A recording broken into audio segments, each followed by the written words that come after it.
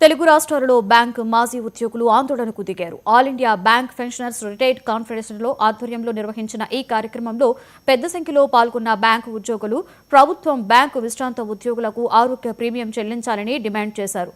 పదవీ విరమణ పొందిన నాటి నుండి బ్యాంకు విశ్రాంత ఉద్యోగులకు పెన్షన్లు పెంచకపోవడం బాధాకరము అన్నారు. 2001 నుండి పదవీ విరమణ పొందిన విశ్రాంత ఉద్యోగులు మరణించిన వారి కుటుంబాలకు పెంచిన పెన్షన్స్ ను అందజేయాలని కోరారు. మెయిన్గా ప్రాథమిక సభ్యులకు అసంతృప్తి కానీ ఆవేదన కానీ కాకుండా కార్యాచరణకు దారి తీయకుండా ఉద్యమ బాట పట్టకుండా ఉండాలంటే ఇమీడియట్ గా సాల్వ్ చేయాలి.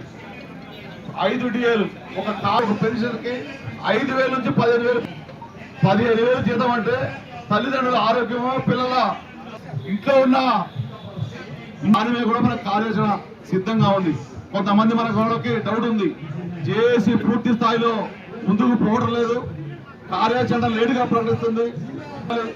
ఇవన్నీ కూడా ఆచితూచి 206 సంఘాలతో అదేవిధంగా పెద్దలు లక్ష్మయ్య గారు కావచ్చు, దామోదర్ రెడ్డి గారు కావచ్చు, కృష్ణమూర్తి గారు కావచ్చు, ఉమక్క కావచ్చు, అందరితో చర్చించిన పిల్లపని ప్రతి కార్యాచరణ కూడా యాక్షన్ తీసుకుంటున్నాం.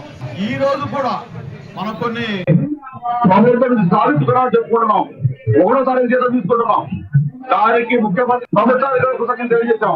3వ తారీఖు జీతం రాజ్యాంగబద్ధంగా రావాల్సింది. మన